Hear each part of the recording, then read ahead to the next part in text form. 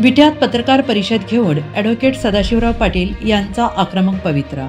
विट्यातील आंदोलनाविरोधात सदाशिवराव पाटील यांचा बाबर गटावर हल्लाबोल. नगरपालिका निवडणूक टार्गेट ठेवून मला बदनाम करण्याचे षडयंत्र. काही मंडळींनी खतपाणी घालून गावात तणावपूर्ण वातावरण निर्माण केलंय. या संपूर्ण प्रकरणामागे काय आहे तर फक्त राजकारण. 40 वर्ष लोकांनी मला स्वीकारलं, त्यामुळे तुमच्या असल्या गोष्टींना भीक घालणार नाही. नाथबाबाच्या पावन शहरात जे कराल ते तुम्हाला भोगावं लागेल. त्यामुळे आता राजकारणासाठी गाव पेटवायचं बंद करा. ॲडव्होकेट सदाशिवराव पाटील यांचा विरोधकांना दणदणीत इशारा. गेल्या आठवड्यामध्ये विटे शहरामध्ये जे काही धरण आंदोलन सुरू होते आणि त्याच्यामध्ये अनेक प्रकारचे वेगवेगळ्या प्रकारचे आरोप प्रत्यारोप झाले. त्यातल्या त्यात वैयक्तिक माझ्याबद्दल आणि यात्रा कमिटीबद्दल. तर त्या सर्वांना उत्तर म्हणण्यापेक्षा त्याची वस्तुस्थिती जनतेसमोर यावी, जनतेला या सगळ्या प्रश्नाची पार्श्वभूमी माहीत असावी, अशासाठी आजची पत्रकार परिषद आहे. हे करत असताना आपल्यालाही विदित असेल की गुढीपाडव्याच्या दिवशी नाथाच्या देवळामध्ये या विषयामध्ये सखोलपणे मी माझी भूमिका मांडलेली होती. त्याला समर्पक अशा पद्धतीनं पार्श्वभूमी सांगितलेली होती. तरीसुद्धा पुन्हा तो विषय लोकांच्या पुढे घेऊन येणाऱ्या नगरपालिकेच्या निवडणुकीच्या दृष्टीनं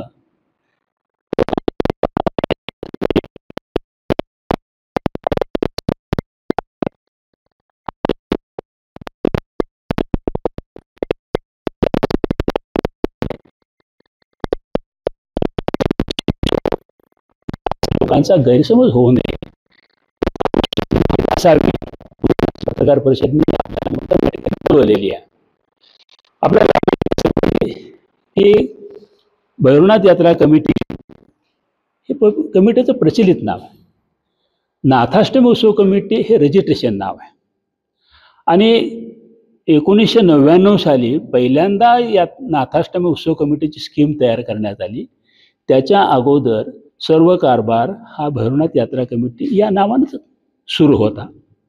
वर्गणी गोळा करणं, यात्रा करणं वगैरे गोष्ट यात्रा कमिटी पार पाडत होती.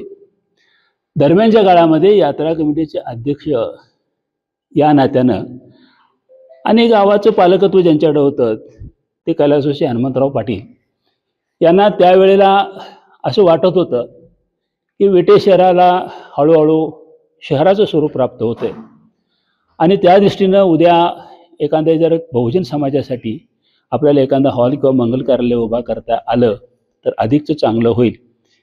हा त्यांच्या मनामधला विचार मूर्त स्वरूपामध्ये आणण्यासाठी 1982 सालच्या काही घटना तुम्हाला या ठिकाणी सांगणं मला गरजेचं वाटतं.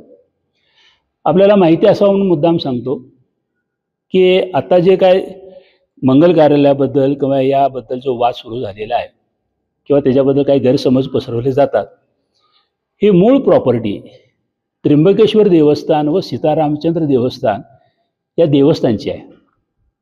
म्हणजे विट्यामध्ये गणपती मंदिराला लागून 2 देवळं आहेत.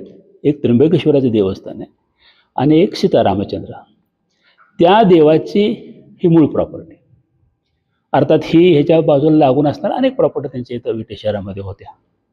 या सर्व प्रॉपर्टीमध्ये बिसुरकर कुळ आणि या देवस्थानचे वहिवाटदार पिलाजी महादेव कुलकर्णी जे तांबेवाला राहिला होते, वारले त्याचा. आणि विटा शहरामध्ये कुळ कायद्याप्रमाणे 32 ग होत नाही. कुळाच्या आणि वहिवाटदाराच्या मध्येच त्याचं तडजोड करून त्याच्यावरती काय असेल ते मार्ग काढावा लागतो. आणि या उद्देशानं बिसुरकर आमच्या हनुमंतराव साहेबांच्याकडं आले आणि बाबा हे प्रॉपर्टी देवस्थानची आहे, पिलाजी महादेव कुलकर्णी त्याचे वहिवाटदार आहेत, ह्याच्यामध्ये आमचा समन्वय घडवून आणा आणि या सगळ्या विषयी आपल्याला आम्हाला ज्या प्रॉपर्टी सगळ्या कशा मिळतील अशा पद्धतीने काय आपण कारवाई करावी. त्या दृष्टीनं मग माननीय हनुमंतराव साहेब यांनी चॅरिटी कमिशनर पुणे, त्यावेळेला पुण्याला ऑफिस होतं, पुण्याला संपर्क साधला. तर ही देवस्थानची प्रॉपर्टीची परवानगी घेतल्याशिवाय तुम्हाला तब्दिली करता येत नाही. मग पिलाजी महादेव कुलकर्णी आणि बिसुरकर दोघांच्या मध्ये तडजोड घडवली. दोघांनी मिळून तडजोड घातली आपल्या पुण्याला आणि पुण्याच्या चार्डी कमिशनरनी परवानगी दिली की हा तुम्ही व्यवहार करा आणि हीच वहिवाटदार म्हणून तुम्ही कुणाला जमीन द्या, त्यातनं जे काही पैसे त्या सरकारी बाजारभावाने जे काही पैसे असतील ते स्टेट बँकेमध्ये ठेवा. आणि त्या पद्धतीने यांची तडजोड झाली. स्टेट बँकेमध्ये पैसे ठेवले आणि सगळी प्रॉपर्टी त्यांची होती ती पिलाजी महादेव कुलकर्णींनी बिसुरकर यांना खरेदी दिली. बाळू तुकाराम बिसुरकर व त्यांचे कुटुंबीय. त्याच काळामध्ये, दरम्यानच्या काळामध्ये आपल्याला मंगल कार्यालयासाठी किंवा एक चांगला बहुजन समाजासाठी हॉल असावा म्हणून त्यातली काही जागा हनुमंतराव पाटील यांनी बिसुरकरांच्याकडून भैरवनाथ यात्रा कमिटीच्या नावानं खरेदी केली. वास्तविक पद्धती जर ही वैयक्तिक खरेदी केली असती हा कुठलाच प्रश्न आला नसता आतापर्यंत. परंतु एक लोकांच्या कल्याणासाठी, ज्या लोकांच्या मधून आपण येतो त्या समाजाच्या हितासाठी एखादं काहीतरी नवं जुनं करावं या भूमिकेतून एक मोठं मंगल कार्यालय बहुजन समाजासाठी असावं या सदहेतून तिने जागा भैरवनाथ मंगल कार्यालयाच्या नावानं खरेदी केली. ही 45 गुंठे जागा. हे खरेदी करत असताना प्रचलित कायदा त्यावेळचा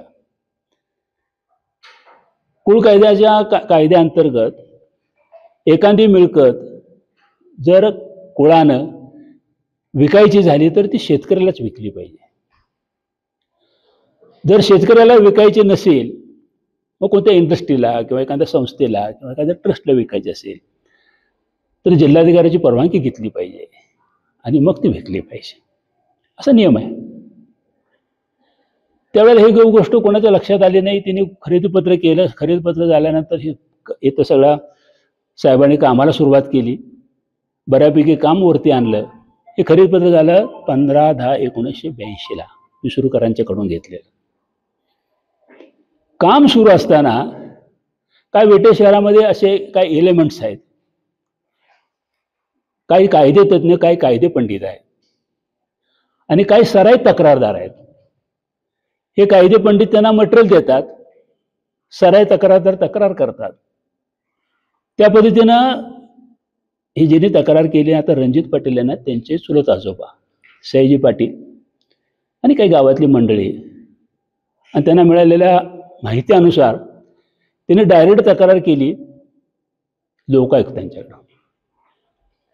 लोकायुक्ताने त्याच्यावरती कॅम्प लावला. श्रीधर पळसुळे त्यावेळेला जिल्हाधिकारी होते विट्यामध्ये. सगळी प्रॉपर्टी होती ती सरकार जमा झाली 45 गुंठे. दरम्यानच्या काळामध्ये साहेबांनी बऱ्यापैकी मंगल कार्यालय उभा केलं होतं. काही लोकवर्गणीतून, दुकानदाराच्याकडून 4 पैसे आणून अशा पद्धतीनं जवळजवळ मंगल कार्यालय 1988-89 जवळजवळ पूर्ण झालं होतं.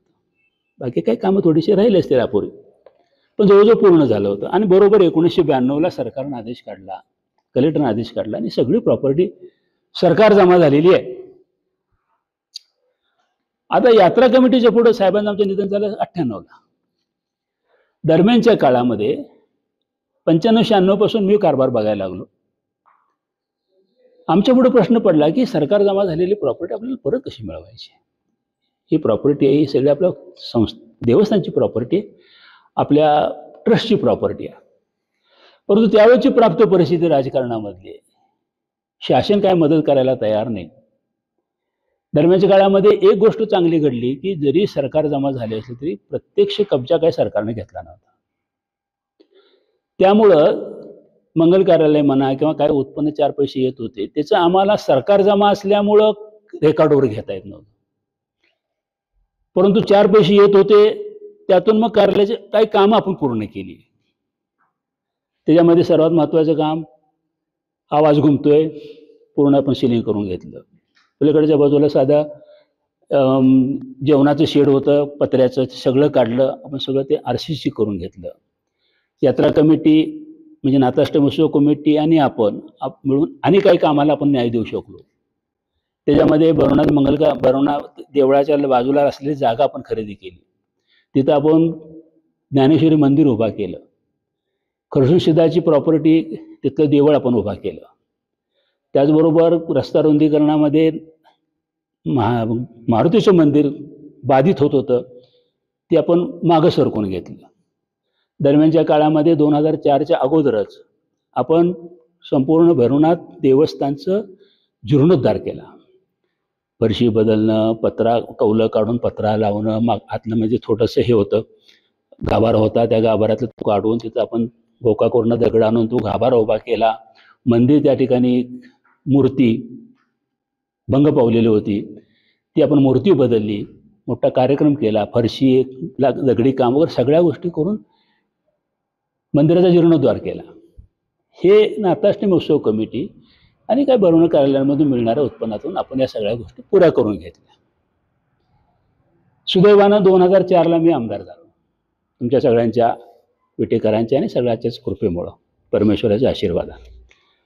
माझ्या डोक्यामध्ये होतं की कोणत्याही परिस्थितीमध्ये आपल्याला ही सरकार जमा झालेली प्रॉपर्टी आपल्याला आपल्याच ट्रस्टसाठी परत घ्यावी लागते. म्हणून आम्ही सरकारकडे मी प्रस्ताव दिला, ही सगळी प्रॉपर्टी आमच्या आम्हाला द्या. ही काय शासनाची प्रॉपर्टी नाही आहे, आम्ही खरेदी केलेली प्रॉपर्टी आहे. एक तांत्रिक चूक, परमिशन घ्यायला पाहिजे होती, ती घेतली नाही मनाच्या वादासाठी, म्हणून सरकार जमा झालेली आहे, आम्हाला ती परत द्या. त्यावेळेला असणाऱ्या सगळ्या अधिकाऱ्यांनी त्यावेळेला नियमावरती बोट ठेवलं आणि सरकार जमा झालेली प्रॉपर्टी तिचं वितरण कसं करता येतं ते आपल्याला त्यांनी परिपत्रक सांगितलं. ते परिपत्रक आपल्याला माहिती असले पाहिजे. शासन निर्णय SRF 1092 प्रकरण क्रमांक 87 या तरतुदीप्रमाणे ज्या काही प्रॉपर्टी असतील त्याचं वितरण करायचं तर त्याचे काही नियम ठरलेले आहेत. एकदा जर प्रॉपर्टी सरकार जमा जर झाली तर सरकार जमा झालेली प्रॉपर्टी पुन्हा एखाद्या सार्वजनिक संस्थेला, एखाद्या शिक्षण संस्थेला, एका धर्मादाय संस्थेला ही द्यायचं असेल तर नियम वेगळे आहेत. आणि जर एखाद्या लोकांना द्यायची झाली असेल, एखादी सरकारची प्रॉपर्टी असेल तर बाजारभावाच्या 75% रक्कम भरून ती प्रॉपर्टी देत आहेत. आता आपल्याला सगळ्याला माहिती आहे, या परिसरामध्ये भले 2008-09ची घटना जरी असली तरी सुद्धा बाजारभाव किती होता, या 45 गुंठ्याची किंमत किती झाली असती. ती प्रॉपर्टी आपल्याला परत सरकारला त्या नियमाप्रमाणे घेत असताना जर आपण ते पैसे भरायचं म्हटलं तर आपल्याला ते शक्य होते का? कोणी पैसे भरायचे? म्हणून मी त्यावेळेला सुदैवानं विलासराव देशमुख मुख्यमंत्री होते, काही आपले संबंधित मंत्री एक मंत्रिमंडळामध्ये होते, त्या सगळ्यांना विनंती केली की हे बाबा आम्हाला शक्य नाही, याच्याबद्दल काहीतरी आपल्याला मार्ग काढला पाहिजे. तुम्ही ही सगळी प्रॉपर्टी, ही सगळी ट्रस्टची प्रॉपर्टी आहे आणि यात्रा कमिटीची प्रॉपर्टी आहे, आम्हाला ती प्रॉपर्टी काही मार्ग काढा आणि आम्हाला परत द्या. ही जागा अपुरी पडायला लागली. मुलांचं 40 मुलांचं वसतिगृह, 40 मुलांची वर्ग खोल्या, ह्या सगळ्या अपुऱ्या, क्रीडांगण नाही, वरच्या मजल्यावर चढून जायला लागायचं. आणि मग आम्ही ही सृजन मंडळाची मूकबधिर शाळा, ही काय आपल्या ट्रस्टची नाही, परंतु सृजन मंडळाची शाळा, मूकबधिरांची शाळा आपण धर्मादायी आपल्या इमारतीमध्ये भरवतोय. विना मोबदला 92 पासून 2008 सालापर्यंत तो भरत होती. ही वस्तुस्थिती त्यावेळेला कलेक्टरनी नमूद केली. पलीकडच्या बाजूला ही 20 गुंठे 21 गुंठे जागा, पलीकडच्या बाजूला मंगल कार्यालय. मंगल कार्यालय लोकवर्गणीतून उभा केला, पण त्याचा वापर नाममात्र किमतीनं आपण नाममात्र शुल्क आपण वेळा आपण समारंभाला, लग्नाला वगैरे आपण उपलब्ध करून देतो. तर बहुजन समाजासाठी बांधलेले कार्यालय. त्यामुळं हे यात्रेच्या निमित्तानं आलेले लोक राहावेत. आलेले लोक याच्या अर्थ मग आमचे ते दारूवाले म्हणा किंवा इतर काही लोक असतील ते येऊन राहायचे, करायचे वगैरे. ते भक्त निवास कम एक सभागृह आणि ते सामाजिक सभागृह, कमी शुल्क आकारून वापरण्यात येणारा सभागृह, असा अहवाल कलेक्टरनी दिला. आणि राहिलेल्या 15 गुंठ्यामध्ये जी आता आपण कॉलेजच्या समोरची जागा आहे, ती 15 गुंठे जागा आहे. ती जागेवरती साहेबांची समाधी आणि देवळ आहे. त्याचं काहीच आम्हालाही काही क्लिअरिफिकेशन देता येईना आणि कलेक्टरलाही काही क्लिअरिफिकेशन देता, मोकळी जागा आहे, ते सरकारच्या नावावरती आहे. ते जे आरोप करतात की कॉलेज त्या जागेवर बांधलं, कॉल नाही. ती 15 गुंठे जागा आजही महाराष्ट्र सरकारच्या नावावर आहे. महाराष्ट्र सरकार त्याचं मालक आहे. आता हे सगळं पैसे आपल्याला भरायला लागणार, पैसे शक्य नाही, म्हणून आपण त्याचे वेगवेगळे भाग केले, सरकारच्या नियमामध्ये बसवलं की मूकबधिर शाळा म्हणजे शैक्षणिक कामासाठी वापरता, म्हणून ती प्रॉपर्टी सगळी आपण महसूल मुक्त आणि मूल्यविरहित द्यावी, मूल्यविरहित काही ना पैसे नाही घेतात द्यावी. पहिला 20-21 गुंठ्याचा विषय, पलीकडचा 9 गुंठ्याचा विषय आला. त्या 9 गुंठ्यामध्ये ही सगळी प्रॉपर्टी हे सभागृह आहे, सामाजिक सभागृह आहे, लोकनिधन उभा केलेला आहे. नाममात्र शुल्क आपण देऊन ते वापरतो. लग्न कार्य म्हणून छोटे मोठे गरीब गोरगरिबांची होतात.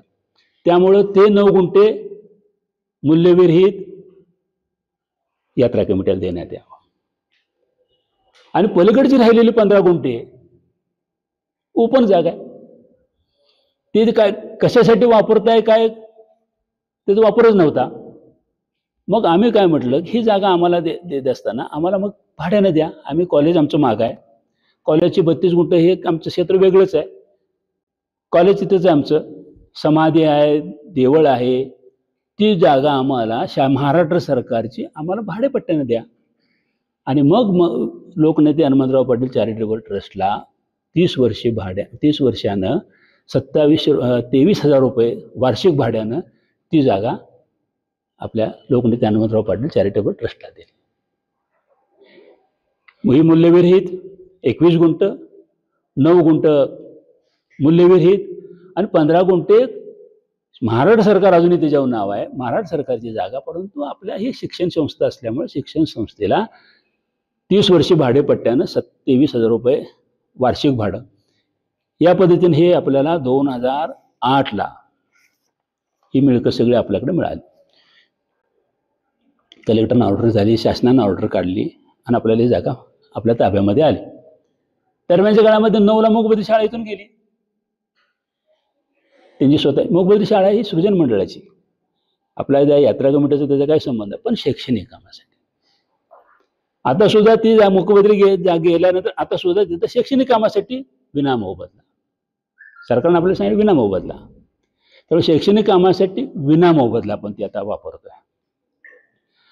कार्यालय आहे, त्याच्यावरती आता त्यांनी तक्रार केली, याचा वापर वेगळ्या पद्धतीने होतोय.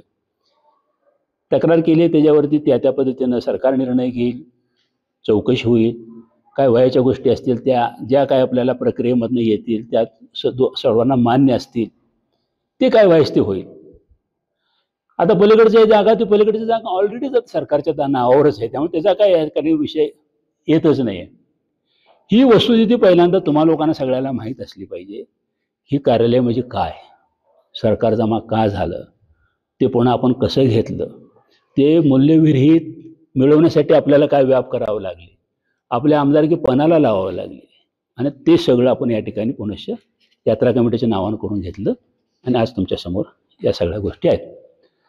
दरम्यानच्या काळामध्ये गेल्या दीड वर्षापूर्वी काय मंडळीने आपल्या यात्रा कमिटीच्या संदर्भामध्ये काय स्टेटमेंट करून आम्हाला ते एक विचारात घेत नाहीत, अमुक करत नाहीत, तमुक करत नाहीत म्हणून आम्हाला वेगळी यात्रा भरवायची वगैरे अशा काही गोष्टी घडायला लागल्या. त्याची आपल्याला माहिती असली पाहिजे की भैरवनाथ देवाची यात्रा भरवणं हे एकमेव या नाथाष्टमी उत्सव कमिटीचं उद्देशामध्ये 1 नंबरला. फक्त धार्मिक कार्यक्रम आणि यात्रा हे मात्र नाथाष्टमी उत्सव कमिटीचं अधिकार आहे, त्या पद्धतीनं आपण आत्तापर्यंत पार पाडत आहोत. पण या सगळ्या गोष्टीला मागच्या वर्षी वेगळंच वळण देण्यात आलं. नवीन यात्रा कमिटी, नाथबाबा यात्रा कमिटी, मग त्यांनी वर्गणी गोळा करायची, आम्ही कार्यक्रम घेणार, अमुक करणार, तमुक करणार. त्याला काय आपल्या इथल्या काय मंडळीने त्याला खतपाणी घातलं. आणि गरज नसताना या गावामध्ये तणावपूर्ण वातावरण, काय गरज नाही, तणावपूर्ण, उगीच तणावपूर्ण वातावरण.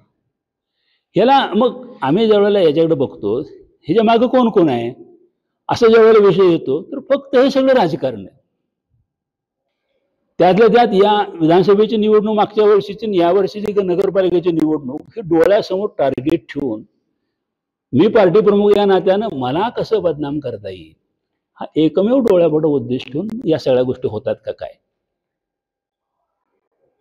हे विचार करण्यासारखी बाब आहे. आता त्यांच्या म्हणण्याप्रमाणे याचा आता गैरवापर सुरू झालाय. कार्यालयाचा भाड्यानं दिले, अमुक केले, तमुक केले, त्यांचं म्हणणं. आता या यात्रेमध्ये जी वर्गणी गोळा करतो आपण, जी यात्रा भरवतो, या व्यतिरिक्त यात्रा कमिटीला कसल्याही प्रकारचा उत्पन्नाचा स्रोत नाही, काही नसतो, 9 पैसा नाही. त्याचा आपण हिशोबही देतो दरवर्षी. नाता जेवढ्यामध्ये आपण हिशोब काय देतो, जे वरील पैसे जमले ही वर्गणी केली, त्याचे हे खर्च. आता आपल्या पुढे प्रश्न आहे की आता ही इमारत 1988 साली बांधली, आता वर्ष किती झाली? 37-38 वर्ष झाली. खिडकी मोडते, कुठनं पाणी आत येते, कुठनं स्लॅब गळतोय, कुठं पंखा मोडला, कुठं वायरिंग दुरुस्त करायचं आहे, टॉयलेट बाद झाले, काय कुठून पैसे येणार आणि कोण करणार आहे? एक स्रोत निर्माण करण्याच्या दृष्टीनं उत्पन्नाचा आपण या गोष्टी करतोय आणि त्याचे सगळे पैसे दर 1 तारखेला यात्रा कमिटीच्या पावती फिक्स्ड डिपॉझिटमध्ये आपण ठेवतो. परस्पर त्याची व्यवस्था केलेली. त्यामुळं कोणाकडे जातात पैसे, कोण घेतंय, कोण ह्याचं मालक आहे, सगळ्याचं हिशेब क्लिअर आहे. बरं, चार्डी कमिशनरच्या ॲक्टप्रमाणे 11 महिन्यानं आपल्याला ही प्रॉपर्टी देता येते, 11 महिन्यासाठी. त्याचा आधार घेऊन आपण केलेली आहे. उद्देशाच्या पेक्षा वेगळं काय असेल त्याच्यावरती तुम्ही तक्रार केली ना, होईल ना चौकशी त्याची. त्याच्यासाठी उपोषणाला बसायचं काही कारण नाही, त्याच्यासाठी आंदोलन करायचं काही कारण नाही, गाव पेटवायचं काही कारण नाही. आणि याच्यामध्ये असणारे हे सगळं सैन्य बघितलं तर सरळ विरोध पार्टीचे लोक आहेत. आमच्या विरोध पार्टीचे लोक म्हणजे याला गावाचं हित बघायचं आहे का या ठिकाणी राजकारण करून या निमित्तानं गावामध्ये अशांतता निर्माण करायची, हा महत्वाचा विषय. एक विषय त्यांचा 4 गुंठे जागेबाबतचा एक येतो. अर्थात ती 4 गुंठे जागा आपल्याला लाटकरांनी साहेबांना, हनुमंतराव साहेबांना दिली का? तर दिली. बक्षीसपत्र तालमीसाठी दिले होते. विषय तिथं असा होता की तालीम केली, पण त्या तालमीचा कधीही कुणीही विट्याच्या लोकांनी उपयोग केला नाही. मुळातच 5-5 महिने त्या तालमीतलं पाणी हलत नाही. तालीम खाली हौदामध्ये 4-4, 5-5 महिने त्या ठिकाणी पाणी साठून जायचं. तालमीचा काही उपयोग नव्हता. उलट आम्ही आमच्या मंडळाच्या वतीनं क्रीडा संकुलाच्या इथं उत्कृष्ट तालीम उभा केली. आज 25-30 पैलवान तिथं राहते आहेत, वस्ताद आहेत. तिथं मॅटची आणि तालमीची, काळ्या लाल मातीची दोन्ही व्यवस्थापन त्या ठिकाणी केलेली आहे. तुम्ही अनेक पत्रकार तुम्ही जाता यात्रा कमिटी, कधी तिथं म्हणतात का नाही लोक, आदर्श कुस्ती केंद्राचा पट्टा आहे विट्याचा. काय वाटतं ना तुम्हाला अभिमान काहीतरी थोडासा आपला विट्याचा आहे म्हणल्यानंतर? ती व्यवस्था केली आपण. दरम्यानच्या काळामध्ये आमच्या सगळ्या लोकांचा विषय असा होता की दरवर्षी आपण यात्रा गोळा करतो, यापेक्षा जर काही एखादा फंड आपल्याला गोळा करता येईल का, जेव्हा विचार करून ह्या प्रॉपर्टीचा आपल्याला काय उपयोग नसेल. मुळात प्रॉपर्टी 4 गुंठे आहे, पण अतिक्रमणात तिथं 2.25 गुंठे जाईल. त्याचं आपण त्यांना संदीपला आपण त्यावेळेला संदीप पाटलांना खरेदीपत्र करून दिलं. अर्थात त्यावेळेला 1-2 महिना 1.5 महिन्यात आमच्या गोष्ट लक्षात आली की ही प्रॉपर्टी PTRला नोंद आहे आणि PTRला नोंद असेल तर ते चुकीचं आहे आपण देणं. म्हणून आम्ही संदीप पाटलाला सांगितलं की चूक आहे आमच्या बाबा, हे काय बरोबर नाही आणि याच्यामध्ये आपण यात्रा नाथाष्टमी उत्सव कमिटीचं PTRला नोंद असल्यामुळं आपल्याला प्रॉपर्टी परत आणलेली. मग त्यांनी त्यांच्याकडून हो म्हणला घ्या तुम्ही परत. पण आता दरम्यानच्या काळामध्ये त्यानं परवानगी घेऊन इमारत घर बांधले. ठीक आहे, त्याच्यावरती काय आपण चार्डी कमिशनची परवानगी घेऊ, पुन्हा त्याच्यावरती तुम्हाला रेस्ट्रिक्शन परिणामानं तुम्हाला तिथं रेग्युलर करून घेऊ वगैरे, पण आता आपल्याला ते नाही. परत ती यात्रा कमिटीच्या नावानं पुन्हा परत खरेदीपत्र केलं. आता त्यावेळेचं सुरुवातीचं लाईट बिल होतं तिथं तालमीत होतं, तेच कनेक्शन त्यानं वापरलं. त्यामुळे ते भरवण्यात यात्रा कमिटीच्या नावानं लाईट बिल आहे, पण भरतो तो ना, आम्ही काय त्यामध्ये करत नाही. आता त्याच्यावरती पिटिशन चालू झालंय. तुम्ही बी ती तक्रार केली चार्डी कमिशनरकडं, ह्या बी बाबतीमध्ये तक्रार केल्या चार्डी कमिशनर. कमिशनर हे काही तुमच्या ना आमच्या घरातलं हे नाही आहे, ते त्यांच्या पद्धतीने नोटिसा काढतायत, महिना ऐकून घेत आहेत त्यांचं आमचं, त्याच्यावरती काहीतरी निर्णय होईल. एवढी काही घाई आहे तुम्हाला? असं काय झालंय? हे जे झालं पाहिजे लवकर चौकशी झाली पाहिजे, असं काय झालंय? तर होईल ना, ते काय निर्णय देतील चार्डी कमिशनर तो तुम्हालाही मान्य असला पाहिजे, आम्हालाही मान्य असला पाहिजे. त्याच्यावरती काय असेल ते सगळ्यांनी मान्यच करून पुढे यावं लागेल ना. त्यातल्या त्यात या विधानसभेची निवडणूक मागच्या वर्षीची आणि या वर्षीची नगरपालिकेची निवडणूक हे डोळ्यासमोर टार्गेट ठेवून मी पार्टी प्रमुख या नात्यानं मला कसं बदनाम करता येईल हा एकमेव डोळ्यापुढे उद्देश ठेवून या सगळ्या गोष्टी होतात का काय हे विचार करण्यासारखी बाब आहे. कायद्याच्या सगळ्या गोष्टींचा उहापोह करून जे काही अंतिम काही निर्णय येईल तो तुम्हाला सर्वांना बंधनकारक असेल ना. तिथे एवढं काय असं झालं की लगेच धरणं आंदोलन करून आम्हाला न्याय मिळेना, कोण कारवाई करेना, काय करेना. अरे सरकार तुमचं आहे, अधिकारी तुमची आहेत, सगळं तुमचं चालतंय. 3.5 वर्ष प्रशासक आहे, नोंदणी केली नाही. 3.5 वर्ष झोपला होता काय? प्रशासक होता तुमचाच होता.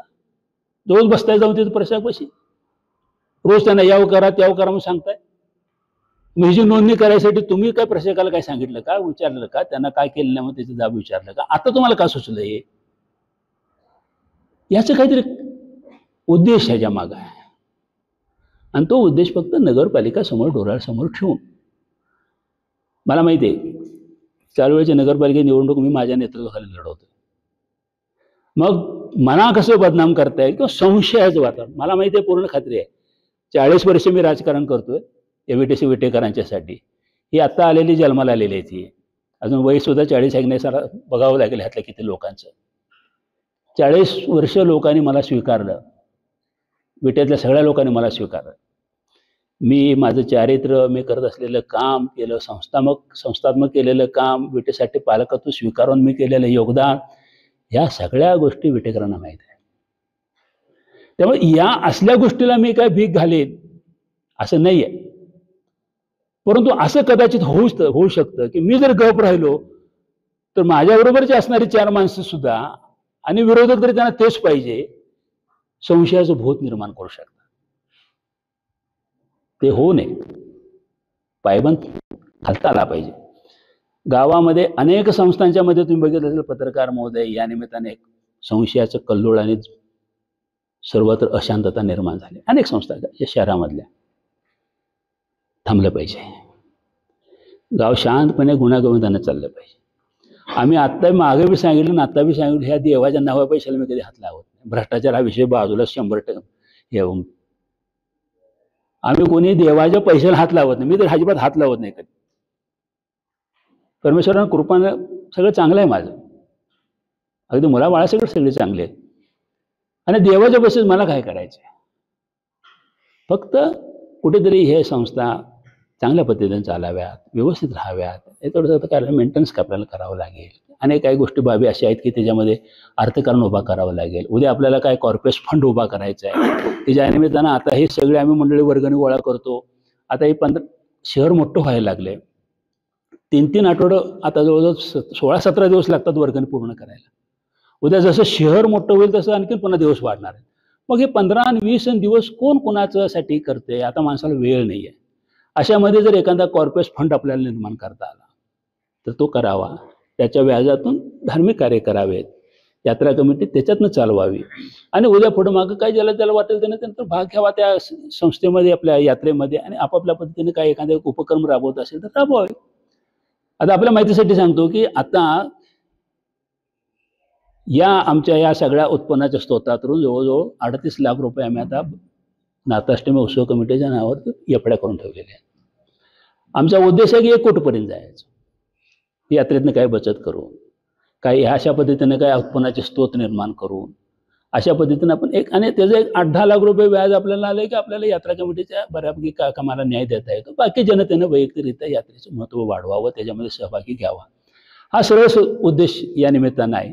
त्यामुळे भ्रष्टाचार झाला, भाड्याचे पैसे कोण देते, ते लाईट बिल कोण भरते, अशा प्रकारचे संशयाचं भूत निर्माण करणं, प्रश्न निर्माण करणं आणि माझ्यावरती शंका लोकांना निर्माण होईल अशा पद्धतीनं जर काही प्रयत्न होत असतील ना, त्या राजकीय उद्देशानं होत असतील, राजकीय उद्देशानं सरळ असेल तर आम्ही सांगितलं त्याच वेळेला सगळे कागद मी ठेवलेत यात्रा कमिटीमध्ये, 3 आठवडं कोणी बी यावं ते बघून जावं.